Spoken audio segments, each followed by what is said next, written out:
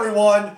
Welcome to the Dr. Quack Podcast. I'm your host, Dr. Quack. And I'm the important one, Mr. Mayhem. It's time to make our way down that road. The weather will get cooler, hopefully here in Houston, because we're making our way to that time of the year. Oh, yeah. One of my favorite times of the year when it comes to the wrestling world. I usually say this is where things start to pick up. Like there's that certain time frame in there of like sweeps going on in the wrestling world. And Survivor Series is where we're starting here. We're going to be covering this for quite a while here. We're going to be covering many episodes of what happened during Survivor Series. But where do you start?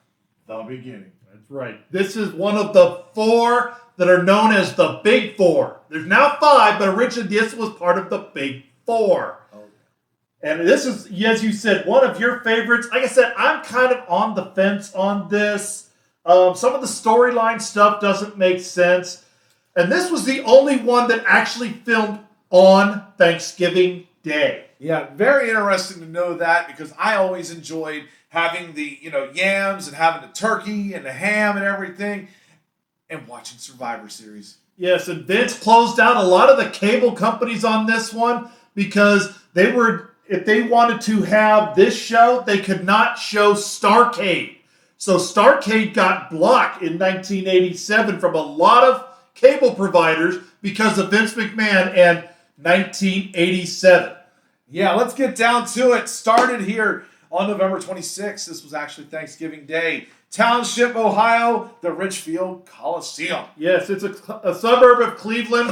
WWF has always enjoyed going to Cleveland, Ohio. They have a lot of great fans that come there, and they usually put on a good promotion there. And the big tagline for this show, the biggest event since WrestleMania 3.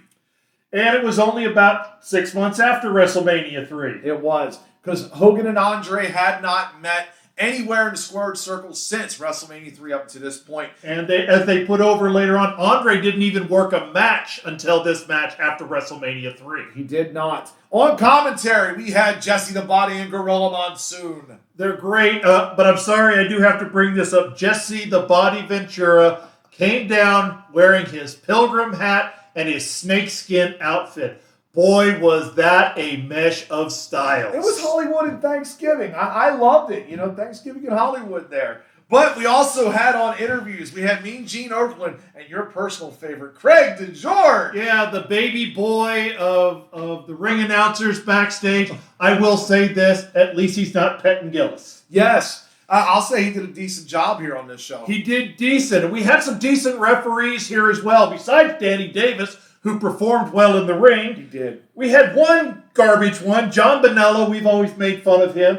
But Dave Hebner, Jimmy Corderas, and the late, great Joey Morello were all in there. And late, great Dave Hebner, let's say that as well. Yes.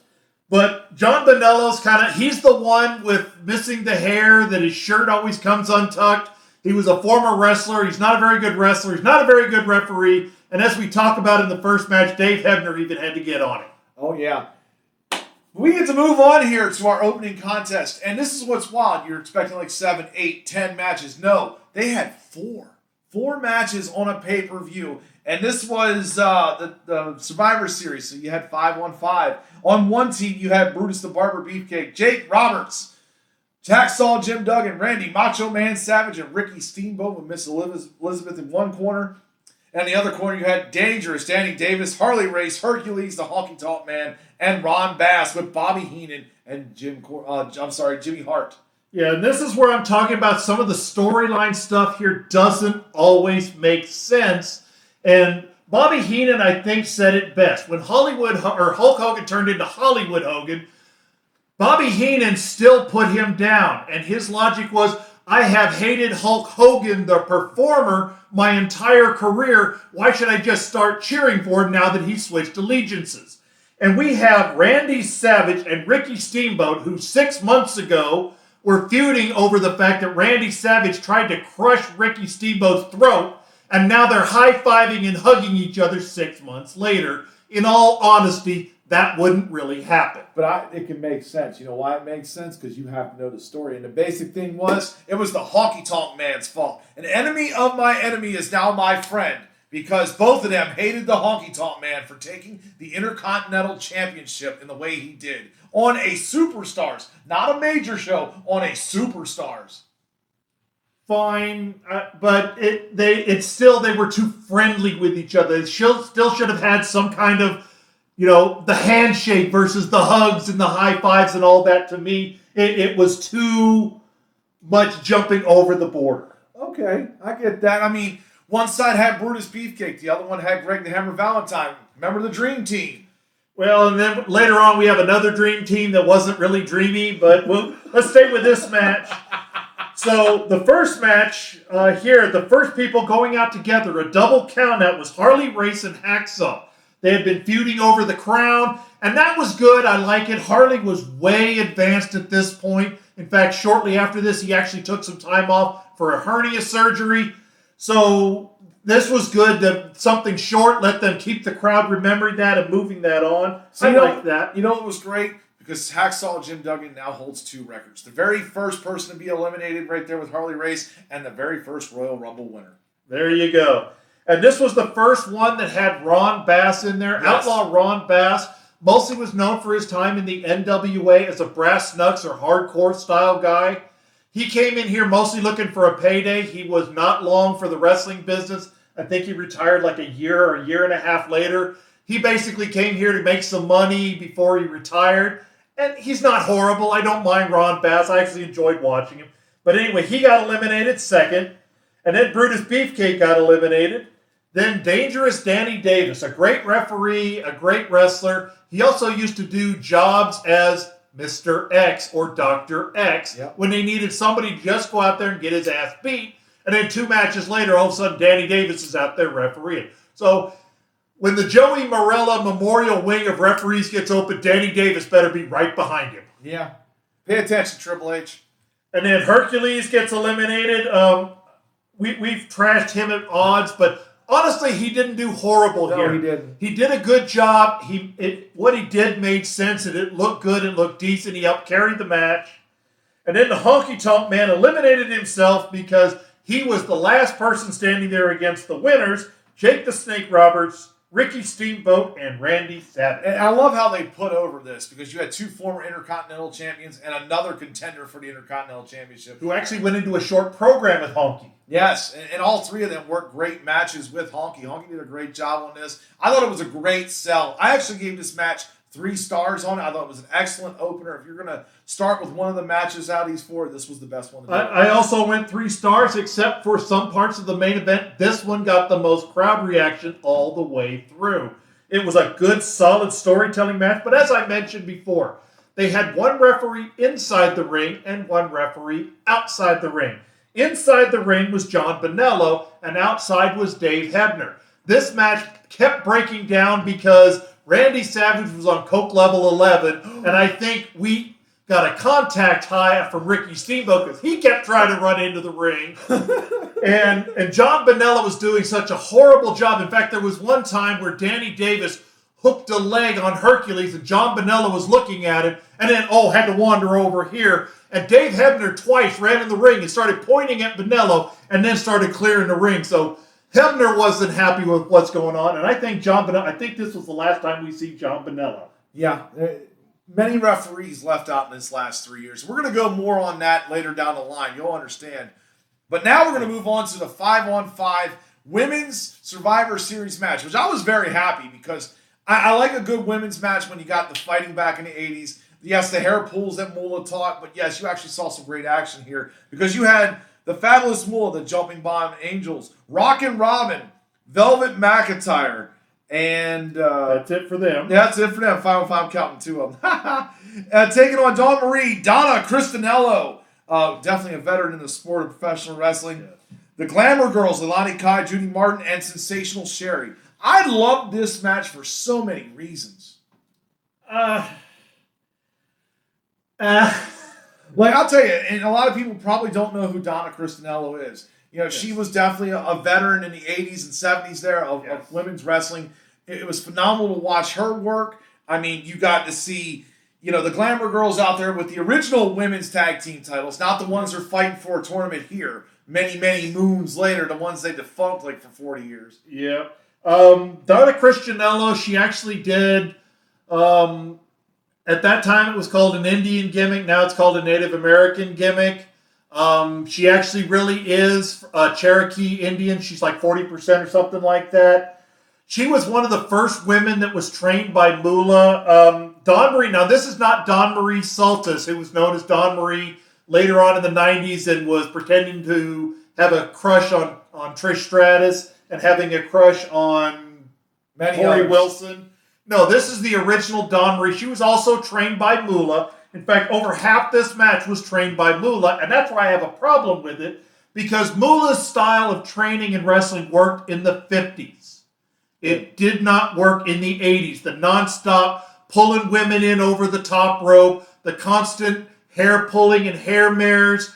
It really didn't work at this time in wrestling history. Plus, her style taught nothing about how to pause, how to sell. It was nonstop action, and you could tell who was trained by Moolah and who was not. But the Jumping Bomb Angels now, they were ahead of their time. They were way ahead of their time. They were awesome. They unfortunately retired way too early because while they never caught on in Japan and they never caught on in the United States, they were very talented. They were the only two, as far as I know, in this match that were not trained by Moolah either directly or went and got partial training so they could get booked because of Moolah's influence. And this, when it was down to the Jumping Bomb Angels against the Glamour Girls, that's when the crowd got into this match. The crowd was pretty quiet for 2/3 of this match. They were. I mean, Rockin' Robin, Jake the Snake Roberts' sister, she did a great job in this match. I thought this overall, in commentary is so important. When you have Jesse and the Gorilla going there and talking about this match, the way they presented it, I give it 3.5 stars. I couldn't go that high. Again, the Moolah style 2/3 through this match, as we've talked about, crowd influence is an important part. When you've lost the crowd, you could have a 5-star classic, but if the crowd doesn't care, it's not a 5-star classic. But you're right, Gorilla and Jesse did a great job of putting over the moves, putting over how much these women cared about their sport, cared about how much their moves looked and how well their moves looked. They did a great job there. So I'll go 3 stars for that. But I could only give this match 2.25. While it was good, there was no selling. It was basically just a stunt show. It really was. But I enjoyed it, especially as a kid. I even enjoyed it today when I watched it here, earlier this week. It was phenomenal to me. I don't know why. But now let's move on here to the tag team 5-on-5. Yes, there was not 5-on-5. There was 10-on-10. And if you were a part of a tag team that got eliminated, you and your partner were gone. And let's go into this. The British Bulldogs, David Boy Smith, Dynamite Kid. The Killer Bees, Brian B. Blair and Jim Brenzel. The Fabulous Rougeaus. We're all American boys. Not at this time. Not at this time, no, but it was definitely one of my things. Strike Force here. Tito Santana, Rick Martel, and the Young Stallions. Jim Powers and Paul Roma as they took on the Bolsheviks. Boris Zukov, Nikolai Volkov, Demolition Axe and Smash, the Dream Team of Dino Bravo and Greg Valentine. The Hart Foundation, Brent and Jim. The Islanders, Haku and Tama with Bobby Heenan, Mr. Fuji, Jimmy Hart, Jimmy Valiant, and Slick. Is there not enough people out there? Well, they also had 2 referees. Oh, yeah. Jeez.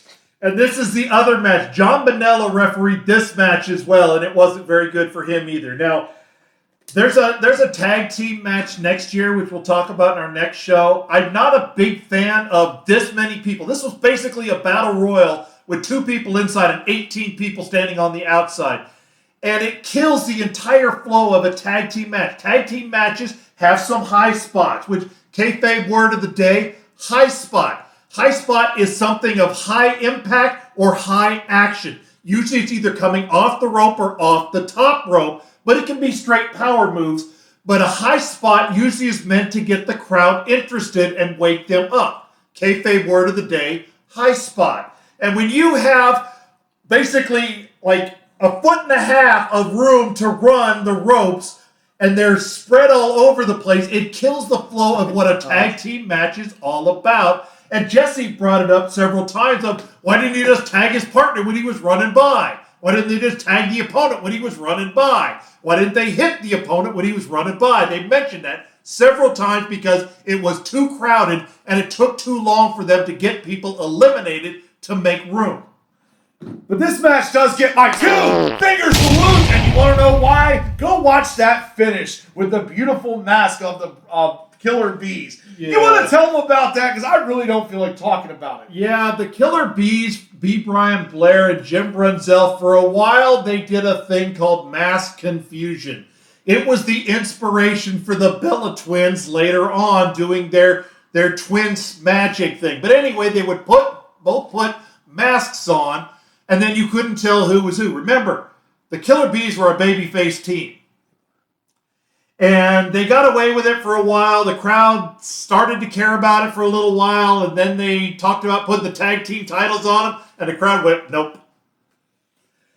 So it was horrible. Let me just put it that way.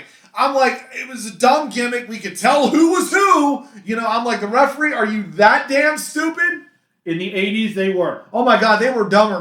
But there's a line of dumbness. And believe me, that was below that by about a mile. It was below it, and it was 80s Vince McMahon because at that time he was trying to sell to the kids, and the kids bought it. Yeah, so that definitely gets my 2-finger salute. All right, so let's go in the order these teams got eliminated. The Bolsheviks were eliminated first. And then they eliminated the Rougeaus. And then Demolition got eliminated, not because they got pinned, but because they threw the referee across the ring because he deserved it. He did deserve it. Anyway, then Strike Force got eliminated. Then the Bulldogs eliminated. Then the new Dream Team, which was Dino Bravo and Greg Valentine. And boy, were they not the same as Brutus Beefcake and Greg Valentine. Oh, no. Then the Hart Foundation got eliminated. And then the Islanders were the last team eliminated, leaving the Killer Bees and the Young Stallions, or the Dung Stallions, because they had Paul Roma, winning this match. Yeah, all in all, I gave this match 2.5 stars. I was like, there's just too much confusion in there. I get it. You wanted to have tag team matches, but they all look scatterbrained and they look like they didn't know how to work well. Yeah, I would have rather of them gone in there and done a 20-man battle royal. I think it would have looked better. It would have looked a whole lot better. This match was also way too long. This was 37.5 minutes long of 2 main event tag teams, 2 top-tier tag teams, and a bunch of jobbers. Definitely. Yeah, I'm gonna move on to my quack attack because this part it better be this. I hope we're on the same point. Yeah, I think we're on the same point here because I'm gonna let you explain this because I'm talking about the $1 Million Man. Oh yes, I'm glad we're talking about the $1 Million Man. This was great. Ted DiBiase had been here. I believe he was just about a year at this point when he was coming in, and he was riding around in a Bentley limousine. Talking about, he's not trying to be the sole survivor. He's thankful for Thanksgiving because he's got money. And then we go into his house, and he's talking about how low-grade people are that can't even do simple tasks to his standard. And then they showed the old video of the kid who couldn't do 10 push-ups. And then the kid who couldn't bounce the basketball 15 times. Which, by the way, don't feel bad for those kids. They were family members of the wrestlers. So they were in on it. They knew what was going on. They did get a payday for real life. And side note here, that kid that bounced the basketball actually reunited with Ted DiBiase yesterday. Oh, that's even better. That's awesome. So it was pretty awesome there. But that whole scene was great. If you want to be a heel in professional wrestling, this is one person to study. He knew how to do it so well. And my favorite part of all it took was $400 for the guy to clear out the swimming pool so he could have a public swimming pool all to himself. And I kept thinking, Ted, don't you have 2 pools of yourself at your house? But still, that was awesome. It was 24 minutes long because this was going into the intermission. They had to kill time. But man, it did not feel like 24 minutes. It was great. I've always been a huge fan of Ted DiBiase, and this one made me even more of a fan. Yeah, definitely. I mean, there's no higher heel character, in my opinion, than Ted DiBiase. He really knew how to draw the heat. Oh, yeah. The quack attack was right. Yes! See, I finally got one right there. But now we're going to move on to the main event. Oh, yeah, this was a big main event here. 5-on-5. Team Hogan against Team Andre. Let's break this down. Andre the Giant, the Natural, Butch Reed, King Kong Bundy, one-man gang, and Ravishing Rick Rude with Bobby Heenan and Slick taking on Hulk Hogan, Don Morocco, Bam Bam Bigelow, Ken Patera, and Paul Orndorff with Oliver Humperdinck. Yeah, as you were saying, no bigger match where you've got... Where's the beef? 2,116 pounds on Team Andre over a ton of 5 people standing in a corner. And taking on another team, I didn't bother to count them up, but it's probably about 1,400 or 1,500 pounds when you take in Hulk Hogan, Bam Bam Bigelow, Don Morocco, Ken Patera, and Orndorff. Yeah. Now, Don Morocco was a replacement here for Superstar Billy Graham. Superstar Billy Graham, because of the years and years and years of steroid abuse, both of his hips blew out like 3 weeks before this show, and he needed double hip replacement surgery. So that's why Don Morocco, who was teaming with Superstar Billy Graham, replaced him on this team. This match was okay. This was also pre-Winged Eagle. Yes. That did not appear till WrestleMania 4. So this was the old TV title-looking World Heavyweight Championship belt that Hulk Hogan used to carry. Mm-hmm. And I really liked this match. It was fun. The crowd was into it. It wasn't a great match. This was obvious at the time they didn't have road agents, that these guys were calling it in the ring. And you could tell all of these guys were singles workers because there was a lot of confusion and they would get off on each other trying to line up for moves with tag team matches. But it was good. I did go 3 stars. The crowd was into this match. The crowd liked it. Bam Bam Bigelow, why this guy is not. Maybe now that Vince is retired, Bam Bam will get a shot into the Hall of Fame. And this is another one. 2 years ago, Paul Orndorff tried to put Hulk Hogan out of wrestling by breaking his neck, and now they're teaming together. Again, it's the whole thing of storylines don't always work well when all you care about is ideology. But it was a good match. Well, there's a lot of reasons. I'll go into Paul Orndorff here real quick because Bobby Heenan turned on him. Bobby Heenan turned on him and then he said, you know what? I'm going to partner with you, Hulk Hogan, now. I'm sorry. My bad, my friend. And they joined back together. But I'm going to tell you, I gave this match 4 stars, and there's several reasons, okay? You have to look at before Survivor Series. You have to look at Bam Bam Bigelow before Survivor Series when he was actually in the house shows, partnering with Hulk Hogan against Ted DiBiase and Virgil, and getting the rub there at the end to be the last man to take on all 3 guys, fighting Andre. The crowd was into this, and plus Hogan at the end coming out there and hitting Andre with that title, and Jesse going off about how despicable that was. I thought this match was a 4-star match. This was probably the best of the 4 in my opinion. I really got into it. The commentary added up so well with this. Rick Rude just getting his ass kicked at the beginning. I'm like, dude, can somebody let him get an offense in there? But no, he kept getting beat up by everybody and eventually eliminated. I mean, this match was great, but the funny things were the gang running out of gas, Bundy running out of gas, and Bam Bam running out of gas. And Bam Bam, for his efforts, man, he went far into this match. Yeah, he was the last one eliminated. We'll go through the order here. The first eliminated was Hacksaw Butch Reed, or the Natural Butch Reed. And then Ken Patera was eliminated. Then Paul Orndorff. Then Rick Rude. Then Don Morocco. Then Hulk Hogan, who got disqualified, or he got counted out because Bundy and One Man Gang kept pulling him back out, so he never got in. Then Bundy was eliminated. Then One Man Gang was eliminated. Both of those by Bam Bam Bigelow. And last eliminated Bam Bam Bigelow, which gives Andre the Giant the first person to be the sole survivor. Yes, definitely. And I thought this match was just excellent. It was a good card overall, but even as a kid, I was looking forward to this. I was like, yes, we're going to see the rematch. For the starting point of the Survivor Series, this was pretty decent. When you look at things like the first Royal Rumble, which was not so decent, and it's one of the big 4, this was a pretty decent one. There's a lot of flaws in here, and some of that has to do with putting guys who are normally singles wrestlers in tag team matches doesn't always work. And, well, you're right. There are some storylines. You can work the storylines and tweak it a little bit. Yes. But I still think they went overboard a little too much on just all of a sudden forgiveness.